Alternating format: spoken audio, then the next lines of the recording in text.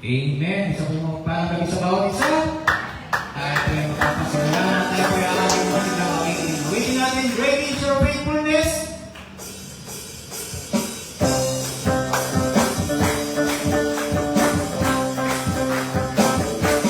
Great is your faithfulness. Great is your faithfulness. You never change. You never fail, oh God. True are your promises. True are your promises.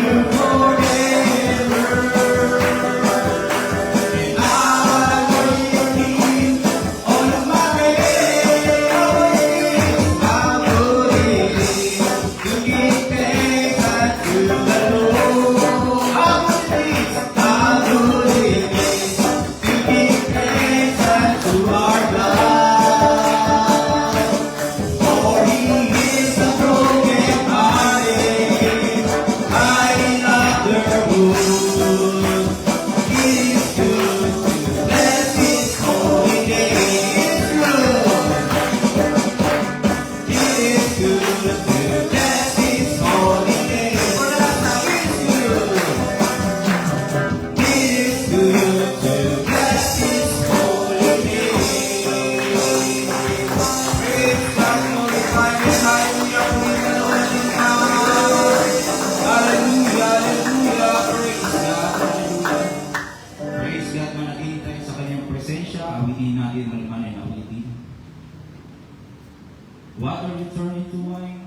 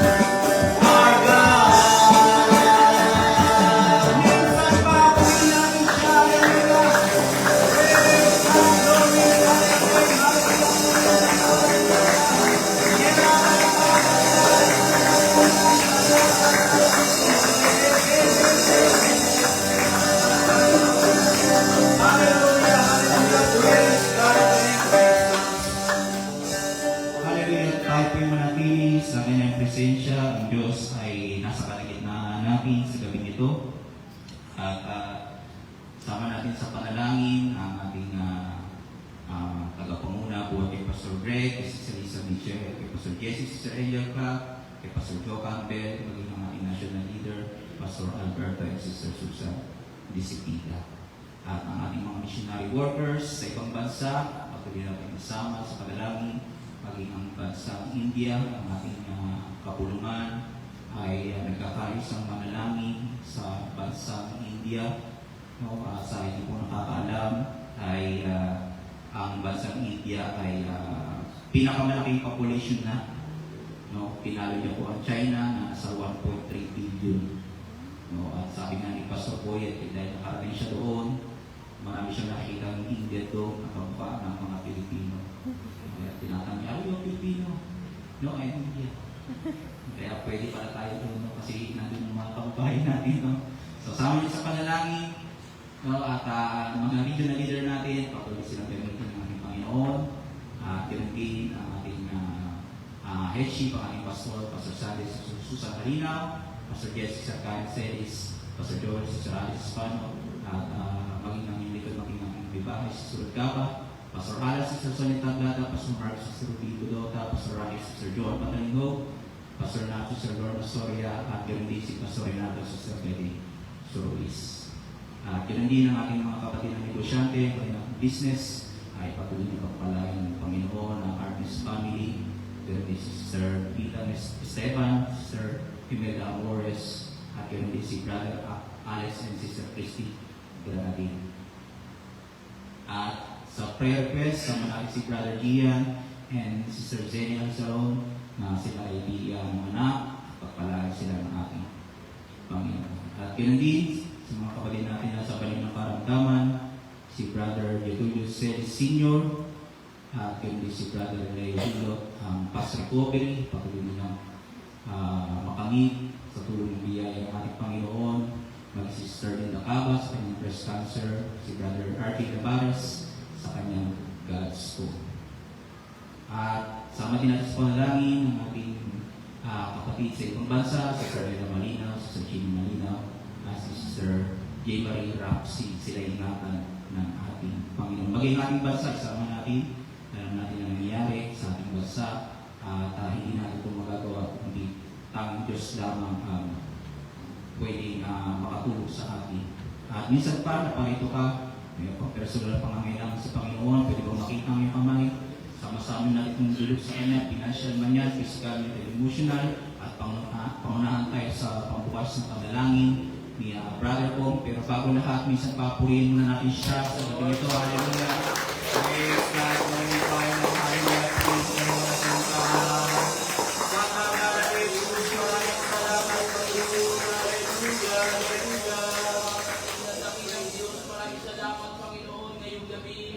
Salamat sa pabor, Panginoon, na patuloy mo kaming iningatan, dakilang Diyos. Ngayon sa dali, Panginoon, iniatas namin sa iyo, patuloy, Panginoon, ang gawain ituloy, God.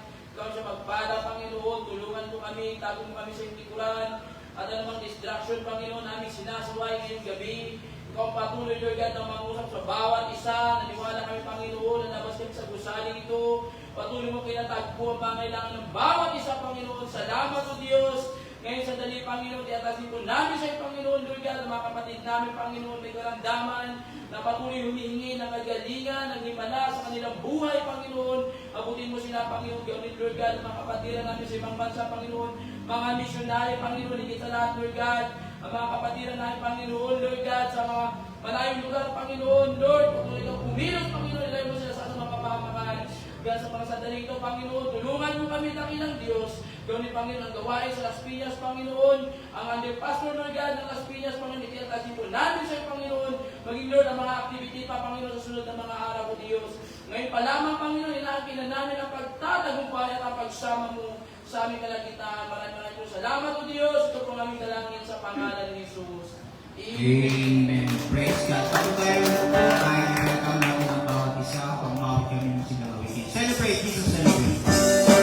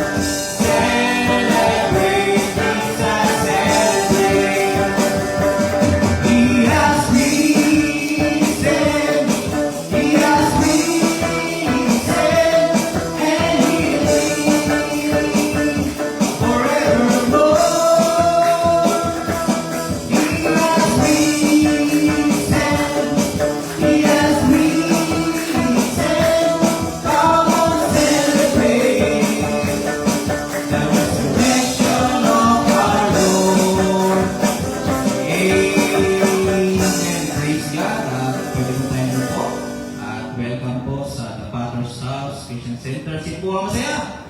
Amen. Tayo po ay nasa gawain ng ating Panginoon. Dapat lang ay masaya tayo. At ang ating pong schedule of worship, ang ating Sunday school ay magsisimula ng alas 9 at susundan ito ng Sunday morning service natin ng alas 10. At Sunday evening naman, tulad nito ay 6:30 p.m. and Wednesday evening natin, ang ating service ay 6:30 p.m. din and corporate prayer mula Monday hanggang Saturday.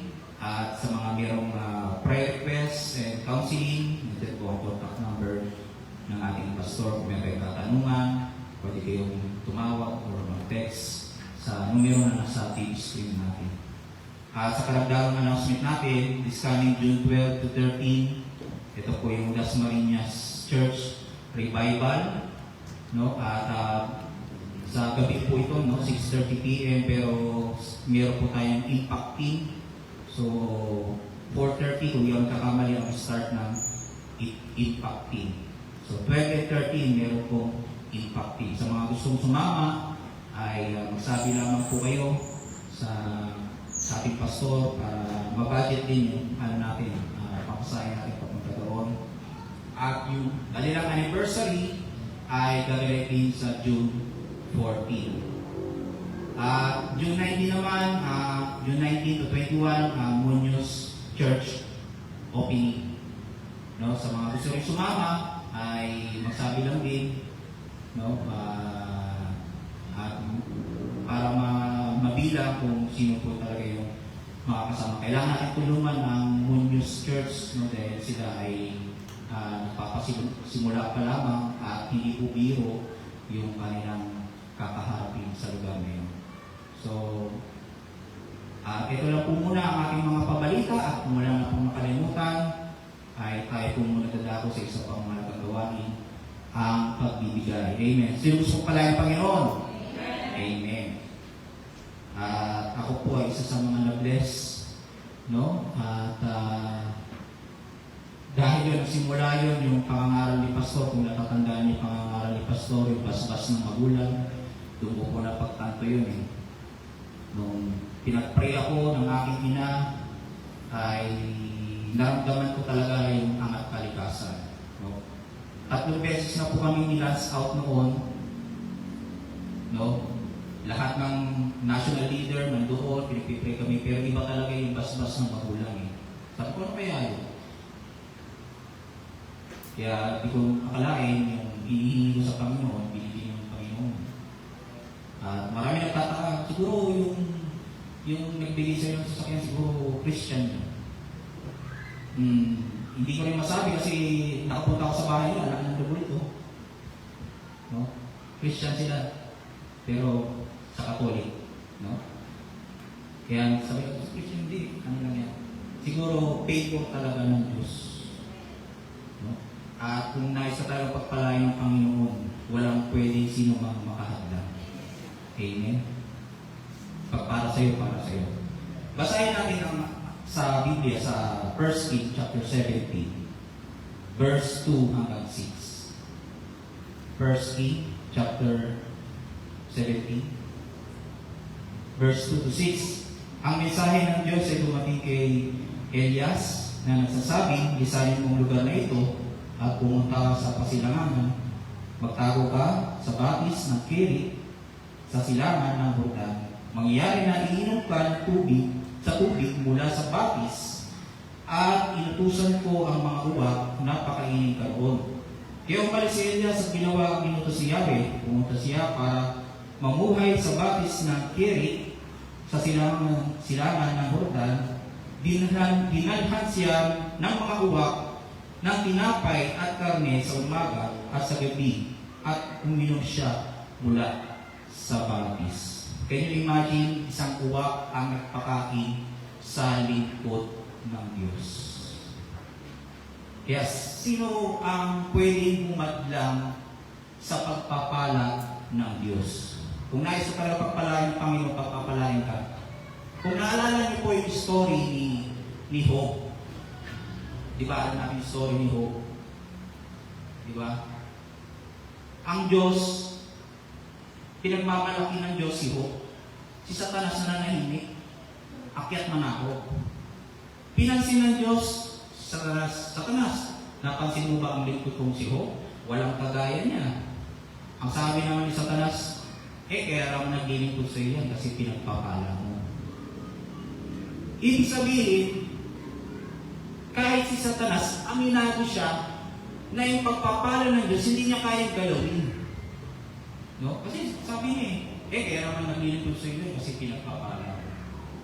Hindi niya sinabi, ano naman kahit kayo alisin ko yung alisin ko yung pagpapala, ako mismo makalis. Hindi. Kung baga, protektado ka ng ating Panginoon.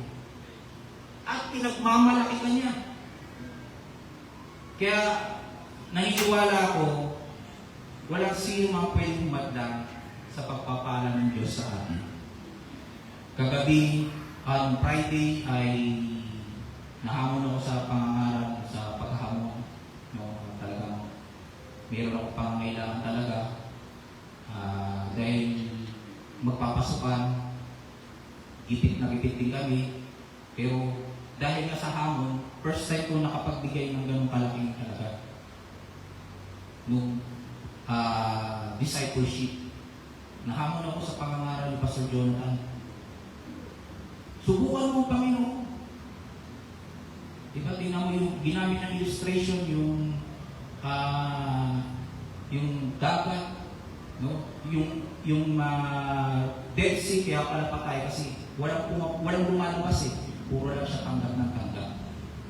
No? Kaya nga sabi sa Biblia, diba, mas mapalad ang nagbibigay kaysa sa tumatanggap.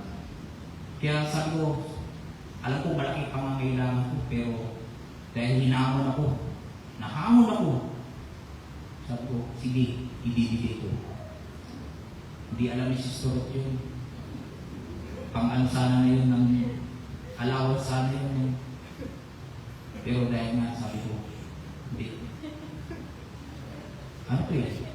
Hamunan to. Bigyan mo. Naniniwala ko, may paparating na pagpapala.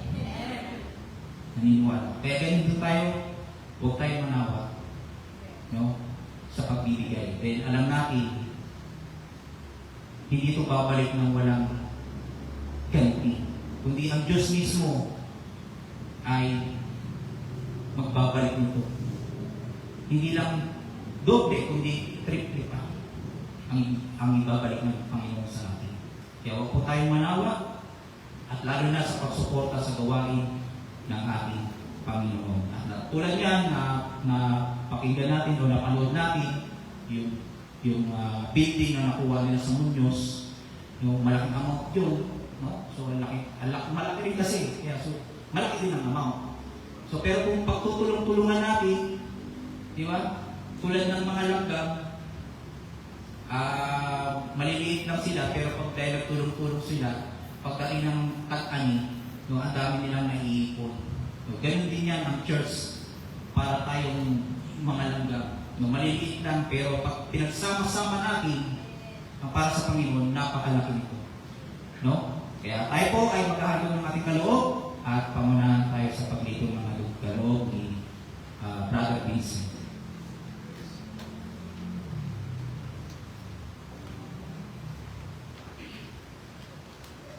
Hallelujah. Dakilang Diyos, salamat Panginoon sa pribilehyo ito, maging kabahagi, Panginoon. Patuloy mong isulong ng Iglesia, Panginoon, umabot ng mga bayan, bansa, magligtas ng mga kaluluwa, Panginoon. Pagpalain mo rin, Lord God, ang mga magbibigay ng handog, Lord God, may pananampalataya at kagalakan, Panginoon. Open the gates of heaven, Panginoon. Buhos mga abundant blessings, Lord God. Ang financial resources, pati ang kalusugan, Panginoon, ng siksik-tiklig umaapaw, Panginoon. Salamat sa kabutihan mo, sa ilang papuri, sa pangalan ni Jesus. Amen. Amen.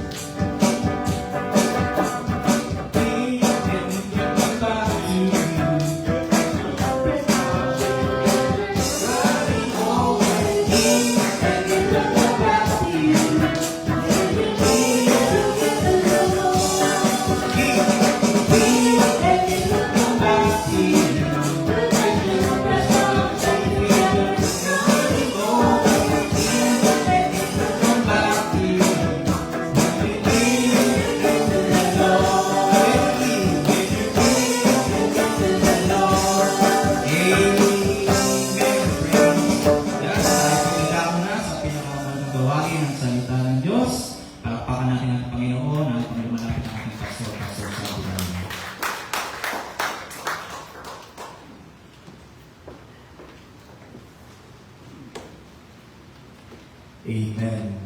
Nais ko pong hiramin ang pakikinig ng bawat isa. Ay po'y dadapos sa salita ng ating Panginoon at buksan natin sa aklat ng unang Korinto. Chapter 1, beginning verse 27 and 29, at ganito po sinasabi.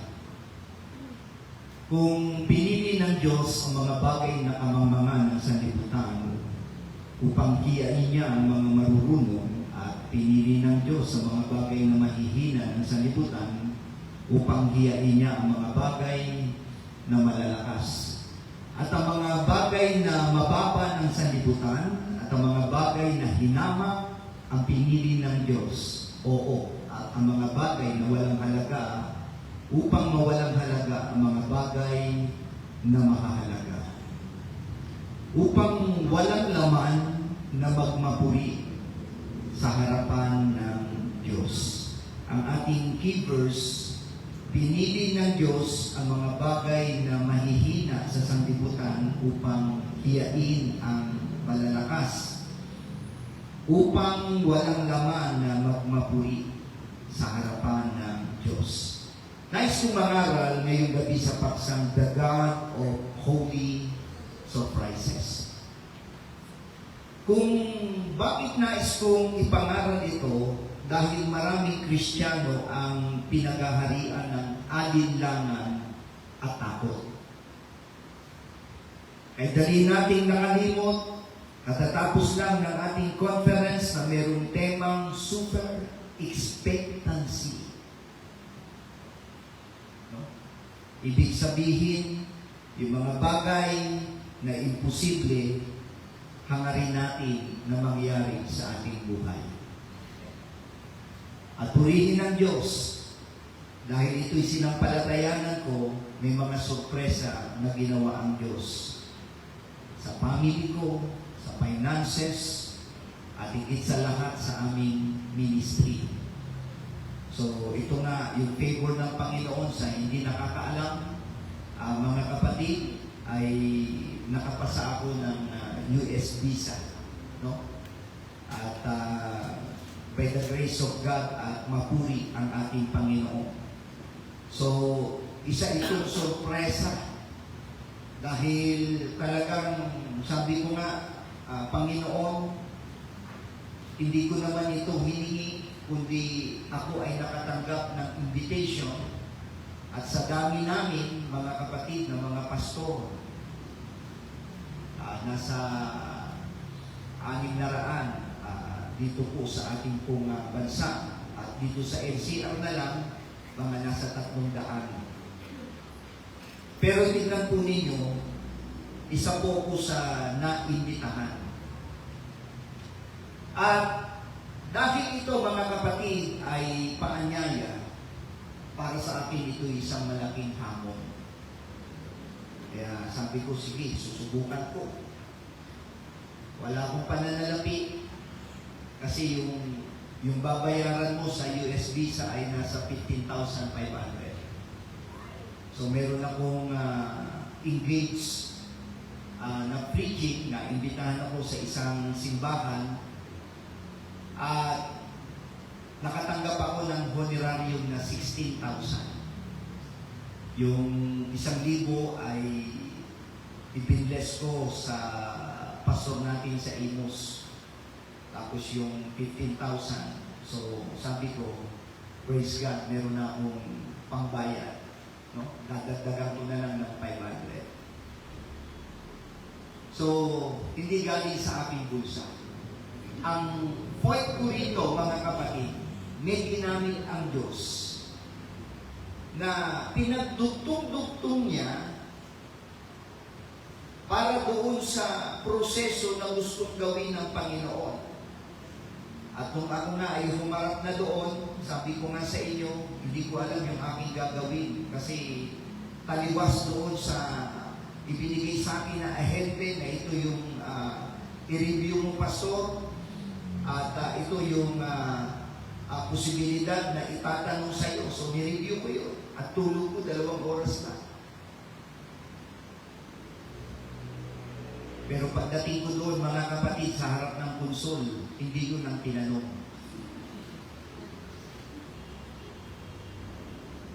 Eh sabi ko, hindi ko lang pinapakita talaga na hindi ko maintindihan yung takot, yung nervyos, yung kaba, no? Yung alalakanin. Sabi ko, Lord, 15,000 ito. Malaking pera ito.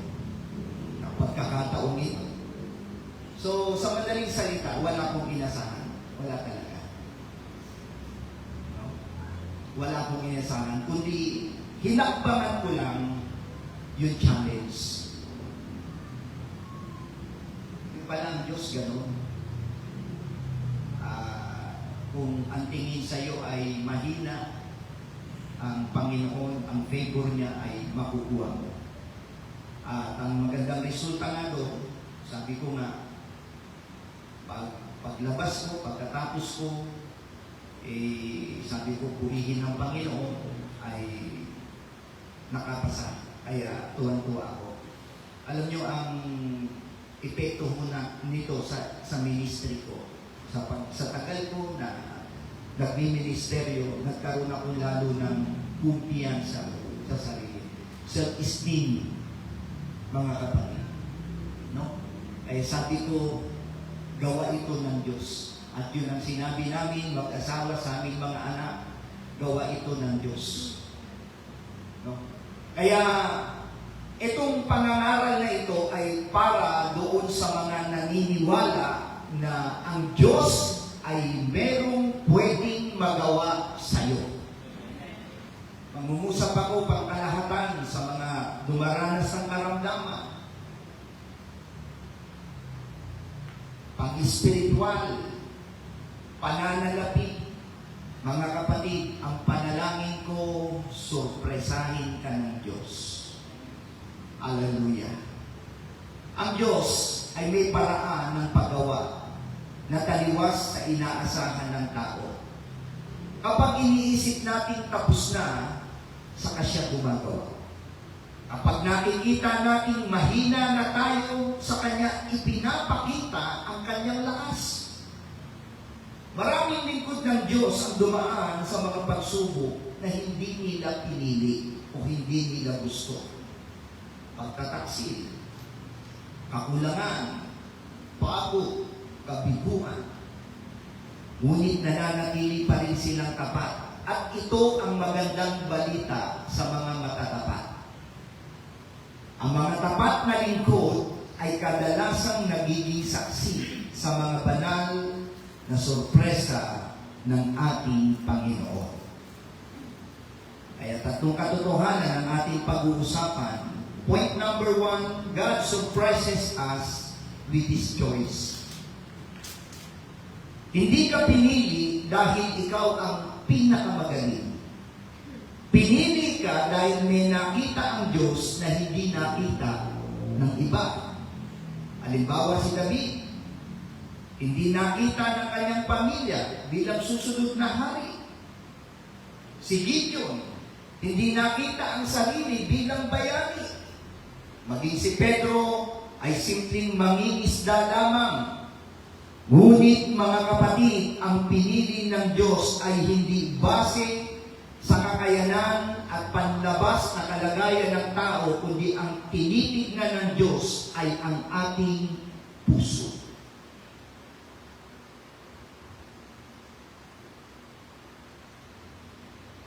Kapag naghahanap ng ginto ang minero, hindi siya tumitingin sa kinang ng bato, kundi sa potensyal na nasa loob nito.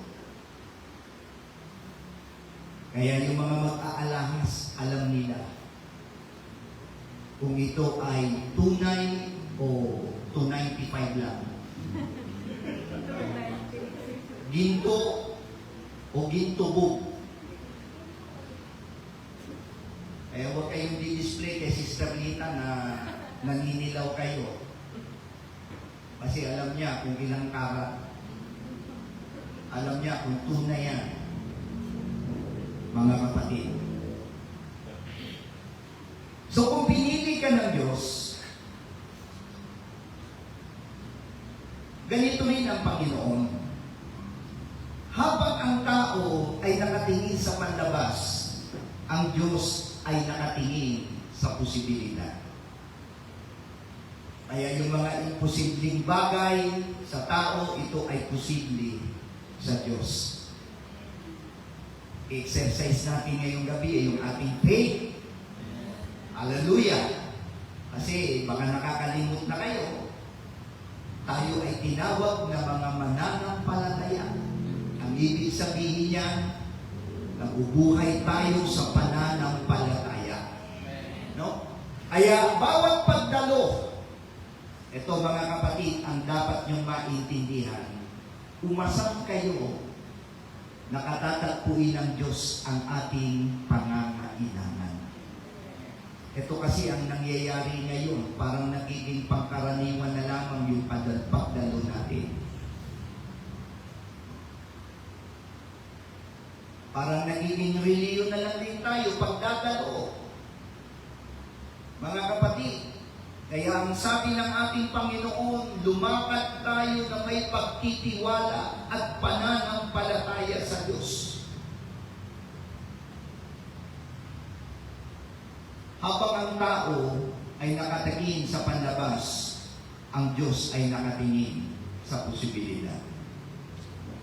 Kung pinili ka ng Diyos, hindi mo kailangan patunayan ang iyong halaga sa tao. Ay huwag mong ipagsiksikan, huwag mong ipilit ang sarili mo. Nasabihin mo, ako ang piliin nyo. Magaling ako, marunong ako, may kasanayan ako. Mga kapatid, huwag daw gano'n. At isang naintindihan ko sa buhay, yung maging tahimik ka lang sa mga bagay na nagaganap at nangyayari sa ating buhay. Mga mananampalataya, maaring nandito ka ngayon, maaring ikaw ay humaharap sa mga desisyon sa buhay. Meron kang plano na urong-sulong at hindi sigurado sa desisyon na gagawin mo para sa iyong pangangaral nito. Sa mga pastor naman, maaring sinasabi mo na maliit lang ang iyong iglesia. Pero mga kapatid, pag sumampalataya ka, yan ay pwedeng paramihin at palakihin ng ating Panginoon. At doon sa mga church planter, maaaring kakaunti pa rin ang iyong bunga. Tanim ka ng tanim, pero hindi mo pa nakikita ang bunga. Ganun talaga ang prinsipyo ng pagtatanim. Hindi kaagad makikita mo yung bunga. Kaya sa spiritual na pagtatanim, hindi kaagad makikita mo na may tumutubo. At gusto kong sabihin sa inyo mga kapatid, yung mga favor na nararanasan ko ngayon mga kapatid sa aking family, finances, maging sa akin spiritual, na pamumuhay, yan ay resulta ng matagal ko na panahon na naglilingkod sa Diyos. At napakaraming mga problema. Napakaraming mga pagsubok. Napakaraming mga discouragement. At dilinig sa inyo. Umarap din ako mga kapatid sa karamdaman na naglagay sa bingit ng aking buhay sa kamatayan. Kaya ngayong gabi, pakatandaan natin, hindi nagkamali ang Diyos na tawagin ka. Welcome back home.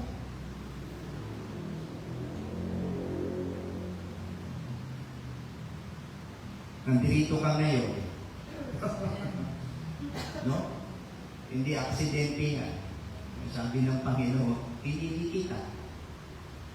Bumalik ka ron sa local church at may pagsamba.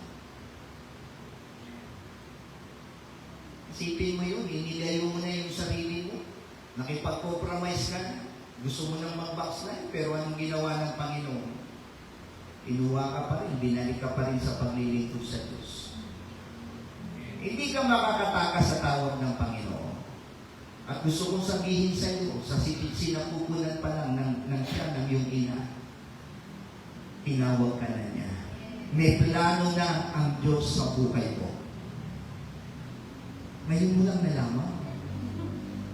No? Ang edad mo, 50 years old, 60 years old. Yung iba ay 13 years old. At tinawag pala ako. Ngayon mo lang marirealize. Kaya nandun ka pa lang sa womb ng iyong nanay. Mga kapatid, may tawag na ang Diyos sa iyo. At kapag tumugol ka sa panawagan ng Panginoon, maraming mga sorpresa. Point number 2, God surprises us with His strength. Kanina nga habang nangangaral si Brother Vincent, ito yung pinangaral niya. Talagang sabi ko, timely message na narinig ko sa kanya. No? Sa daming narinig ko ng mga ngaral. Sabi ko, nga naman, yung strong,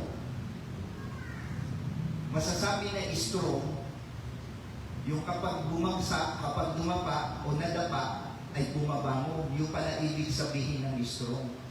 Kasi ang pagkakaintindi ko sa strong, hindi bumabagsak, hindi dumadapa. Ay, yung pala yung mga malalakas.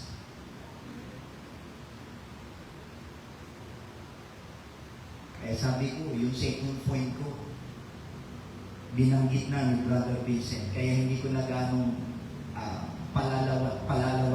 palalawigin pa ito, mga kapatid.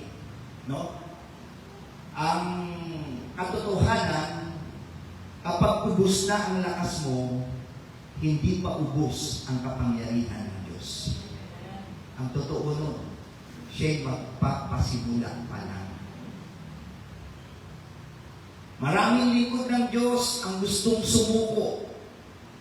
Sa Biblia, naranasan ito ni Elias, naranasan ito ni Jeremias, naranasan ito ni Pablo. Ngunit hindi sila iniwan ng Diyos nung sila ay nanghina.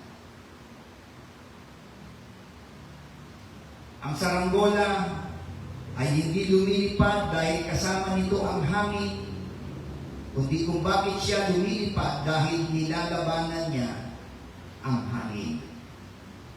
Ang mismong bagay na gustong magpabagsak dito, ang dahilan kung bakit ito lumilipad. Kaya ang saranggola kapag walang hangin, hindi lilipad. Pero ang tao, pag may hangin, ang yabang.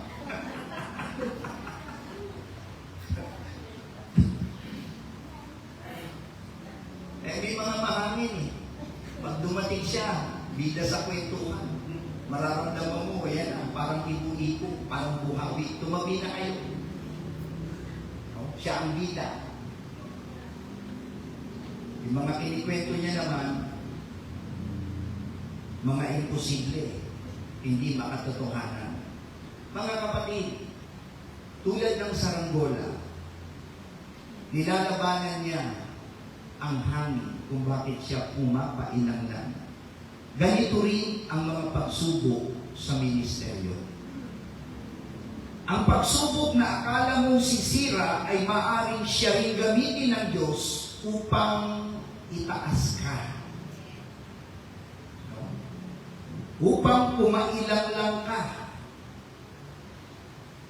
Kaya dapat maintindihan mo na ang pagsubok, isa yan sa instrumentong ginagamit ng Diyos upang ang kapasidad natin, lalo na sa usaping pananampalataya, siyang magpapaangat sa atin. Kaya kung nandito ka ngayon, matapos ang lahat ng pinagdaraanan mo, isa kang patunay na sapat ang biyaya ng Diyos. Kaya nga sabi ni Brother Vincent kaganina, ang dami na natin pinagdaan ng pagsubok, itinawid ka ng Diyos. At gusto niyang sabihin, itong mga pagsubok na ito na daraanan natin, itatawid ka pa rin ng Diyos. No? Yan ang ating sampalatayanan, mga kapatid. Hallelujah. Eh pagka minsan yung mga problema, pinapalayas mo, kinakas out mo, lumayas ka, problema. Hindi mo alam, ginagamit ng Diyos yung problema. Tapos pinapalayas mo.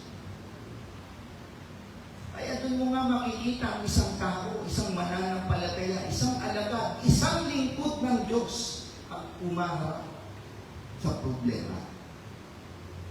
Lumalakad ka ba na may pananampalataya, pagtitiwala at pag-ibig sa Diyos? Kung nababago na ang takbo ng buhay mo. Kaya meron nang nakapagsabi, ang pagsubok, dalawa daw ang layunin nito. Palambutin ka at pahinain ka. Palambutin ka o patatagin ka. Yan daw ang purpose noon. Kaya sa pagsubok, mamimili ka kung saan mo ilalagay ang buhay mo. Manghihina ka ba o lalo kang lalakas? Kaya isa sa natutunan ko, mga kapatid, nagkasundo kami ni Sister Susan. Ang sabi niya, huwag tayong mag-focus sa problema.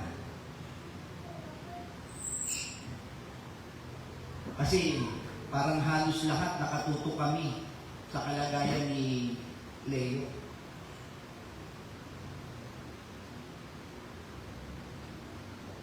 Kaya sabi ko, huwag tayong mag-focus dyan. Kasi mayroong gustong ipagawa ang Diyos. At baka pwede tayong ma-divert pag dyan lang tayo. Malilimitahan natin ang gustong ipagawa ng Diyos sa atin. Baka maligaw tayo. Kasi inisip ko nga, pag may mag-i-invite sa akin, sabi ko, mas kailangan namin ng finances ngayon dahil meron kaming pasyente. Kung pupunta ka doon, gagastos ka. Malaking pera yun. At isa pa, sabi ko,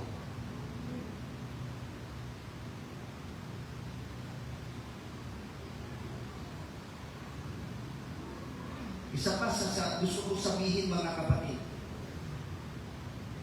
ang napagkasunduan namin ay pagkatiwala na lang natin sa Diyos yan.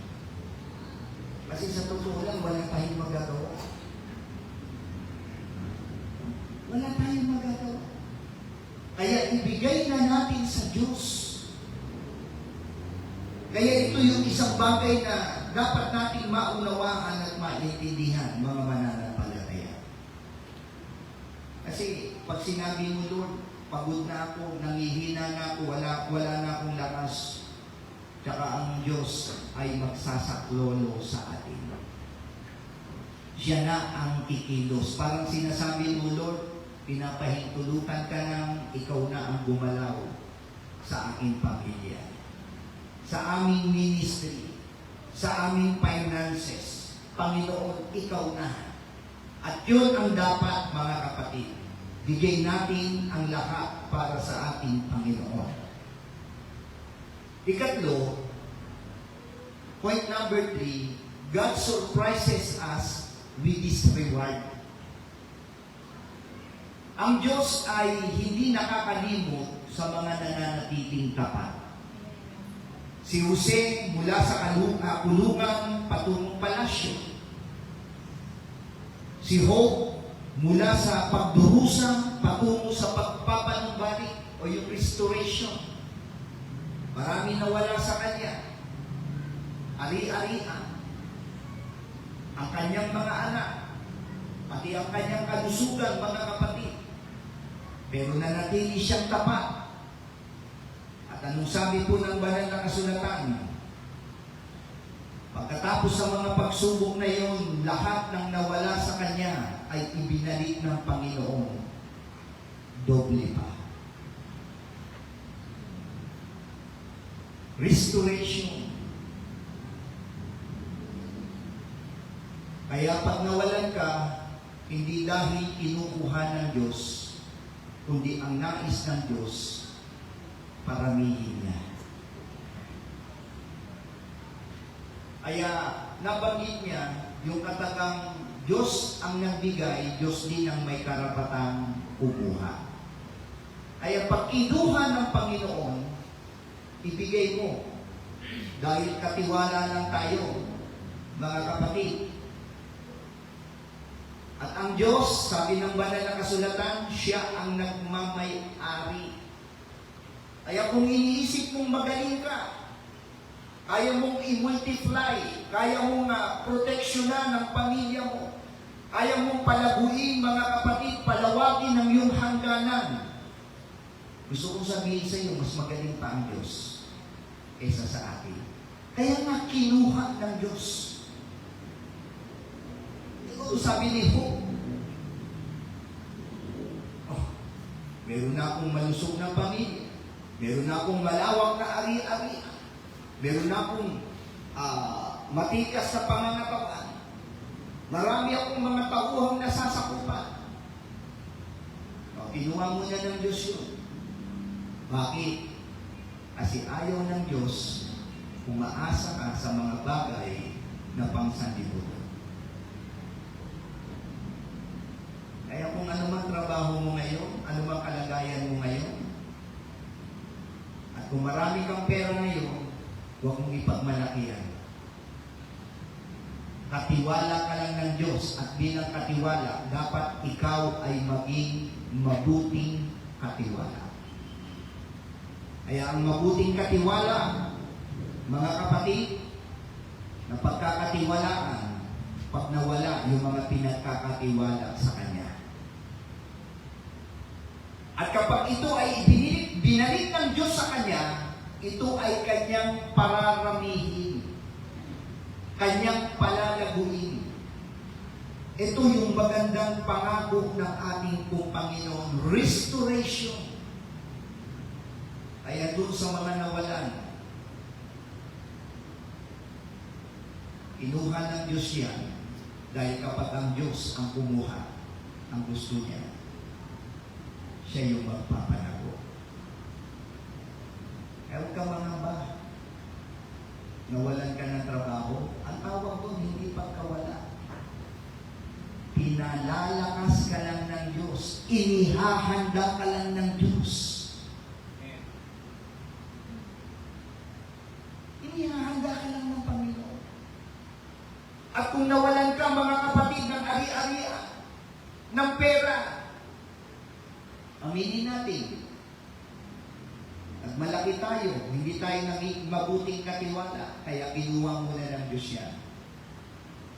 Pero dahil laging tapat ka sa ating Panginoon, ihanda mo ang sarili mo, susurpresahin ka ng Diyos. Hallelujah. May surpresa ang ating Panginoon. Ay huwag kayong magmadali. Hallelujah. Napakabata pa natin. No? Mga 16 years old. Napakabata nyo pa. Marami pang mga sorpresa ang gagawin ng Panginoon. Kaya tignan ninyo, maging ang mga alaga. Mula takot, patungo kapangyarihan. No? Matapang sila dahil kasama nila ang Panginoong Yesus. At tumapang sila dahil nakita nila yung mga angat kalikasan kung paano palayasin ng Diyos ng Panginoong Yesus ang inaalihan ng masamang espiritu. Kung paano siyang gumawa sa kaunting tinapay at ilang pirasong isda na parami ito. Ang lumpo na pagaling niya, ang inaagasan na pagaling niya. Tignan po ninyo mga kapatid, pansamantalang humiwalay ang Diyos sa kanila, hindi nangangahulugang nilayuan sila ng Panginoon dahil hindi sila karapat-dapat. Ang paghiwalay ng Diyos sa kanila ay para subugin ang kanilang pananampalataya. Natakot sila. At ang ibang alagad, lumubo. Subalit, muling inahon ng ating Panginoon. Ang point ko rito, laging may gantimpala ang katapatan. May mga problema, may mga pagsubok, may mga testing, may mga pagkawala, pero pag nananatili ka, may gantimpala ang Diyos. Kaya ang reward ng Panginoon, hindi para sa mga backslider, para sa mga faithful. Ang magsasaka ay hindi umaani sa araw ng pagtatanim. May panahon ng paghihintay, panahon ng pagtitiis, ngunit darating ang siguradong panahon, ito ay ang panahon ng anihan. Ang Diyos ay maaaring mahuli ayon sa ating oras. Ngunit hindi siya kailanman nahuhuli ayon sa kanyang plano. Ang bawat luha ng katapatan, binibilang ng Diyos at may nakatakdang anihan. Maaaring hindi mo pa nakikita ngayon ang bunga ng iyong paglilingkod, ngunit ang Diyos ay gumagawa sa mga lugar na hindi mo nakikita. Sa akin pong pagtatapos, mga lingkod ng Diyos, kung may isang mensaheng nais ipaabot ng Panginoon sa gabi ito, isa lang, huwag kang bibitaw.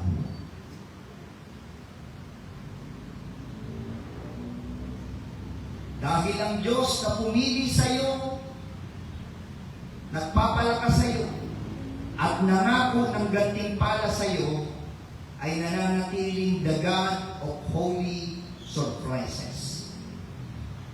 Ang mga sumusuko ay hindi nakikita ang susunod na kabanata. Ngunit ang mga nananatiling tapat ay nakakasaksi sa mga banal na sorpresa ng Diyos.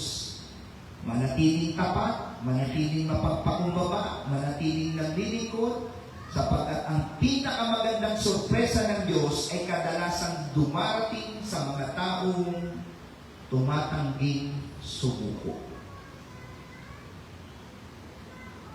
Tuloy na. Amen. Tulad ng sinabi ko, hakbangan mo na may pananampalataya. Baka pagtapos mo marinig na ito,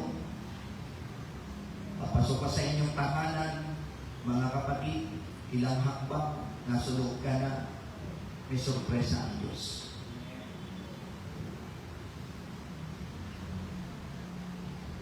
O kaya, sorpresahin ka ng Panginoon. Di matagal mo nang pinapanalangin na makapag-abroad, baka ito na, ibibigay na ng Diyos sa iyo. Miracle money na sinasabi mo, Lord, kailangan ko ito. Hindi ko kaya ito. Hallelujah. Karanasan na ba ninyo yung miracle money?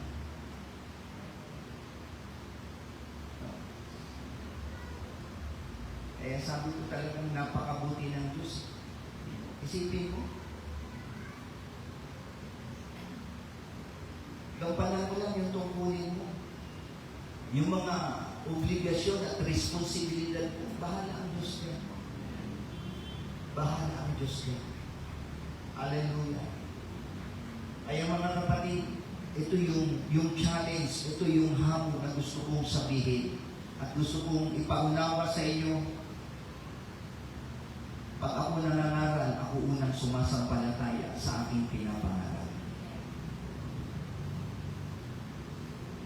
Lord, para sa akin ito. Kaya ngayong gabi, huwag maging pangkaraniwan ng pagdalo mo. Makikinig ka lang na hindi mo sinasa puso. Gagalo ka lang para sa pag-check ng attendance. Mga kapatid, inuulit ko. Dapat manampalataya ka, hindi gagawin ng Diyos sa pagpunta mo sa ating iglesia. Kakausapin ka ng ating Panginoon. Hallelujah. Kaya ngayong sandali, hindi pa tapos ang Diyos. Kung bakit nasabi ko ito, naranasan ko yung mga sorpresa na binigay ng Panginoon sa akin. Naranasan ko. Kaya napakabuti ang Panginoon. Isa pang pangyayari. Kasi matagal kaming wala dahil konferensya. Tapos meron tayong mga missionary. Doon ko pinapatuloy sa bahay ni Chini sa Imus. Yung missionary natin sa Taiwan, doon ko pinatuloy kasi speaker siya sa Imus. At si Pastor Jonas, yung pastor natin sa may Caloocan, doon ko rin siya pinatuloy. No? Sabi ko sa kanya, doon kayo matulog at sumabay na lang kayo papunta rito sa Las Piñas. Alam nyo, nung si Lucas ay pumunta doon sa bahay, kasi nag-aayos kami, sabi ni Lucas, Lola, may pera, yellow at blue. Tinignan niya, alam niyo kung magkano? 1,500 na nandoon, kaya sabi ko, paano nagkaroon ng pera rito? Kasi kami, pag may pera, meron akong lalagyan. At si Sister Susan, magaling magtago yan pagdating sa pera. Eh, hindi pwedeng galing sa akin. Tignan nyo, nakakita si Lucas. Alam mo ang medyo ni Lucas pag nakakita ng pera? Hinuhulog ka agad doon sa kanyang alkansya. Yung piggy alkansya. Meron siya. Kasi ang usapan namin, pag 7 years old na siya, babasagin na namin yun. Ang laki. Ay pag may nakitang pera, mapakalat-kalat ka, ihuhulog niya. No? Malinis siya. Kaya minsan may hinanap ako na dala. Sabi ko, nasa? Sabi niya, nasa loob na. Pero nung time na yun, hindi niya hinulog. Sinurrender niya sa lola niya. Sabi niya, Lola, may pera.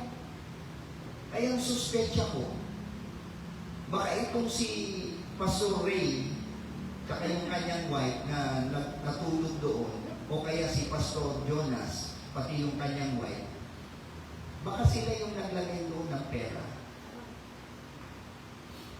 Alam niyo bakit?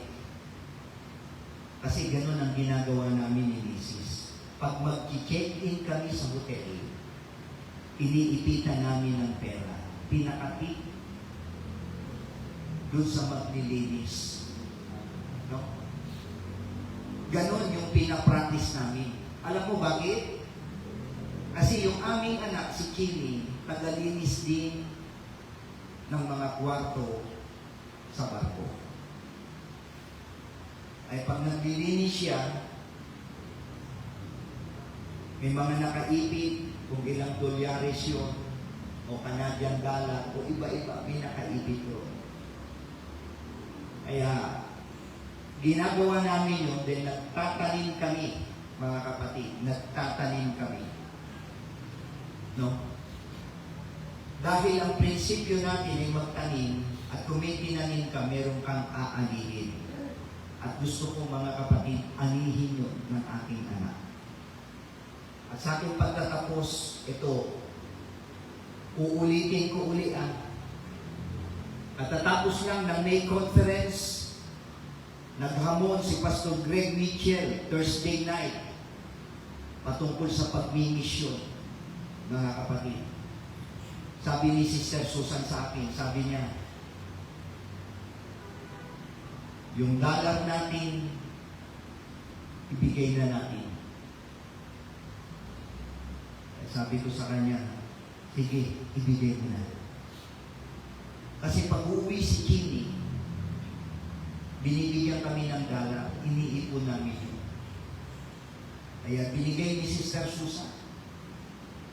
Alam niyo mga kapatid, yung ipinalit ng Diyos na sorpresa, yun na nga.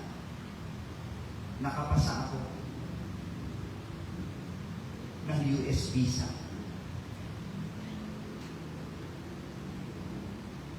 dapat bukas paalis kami papuntang Guam Conference.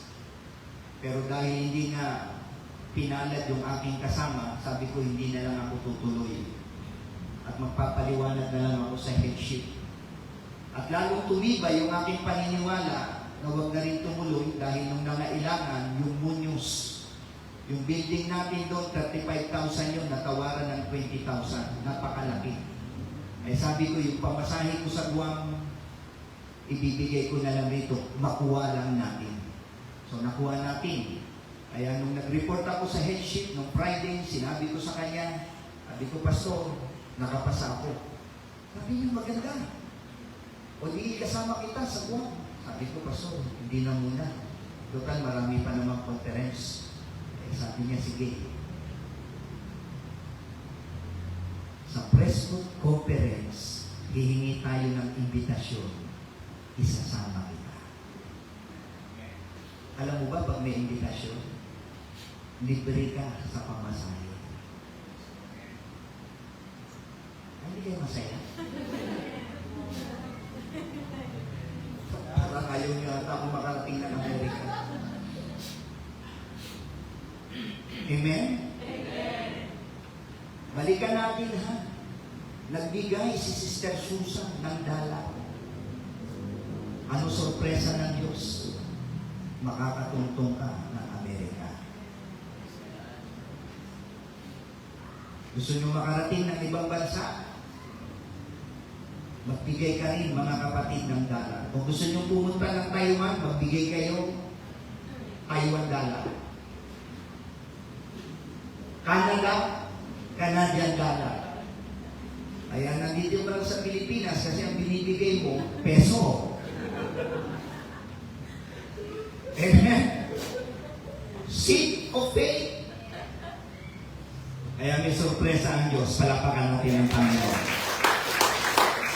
Hallelujah. Praise God.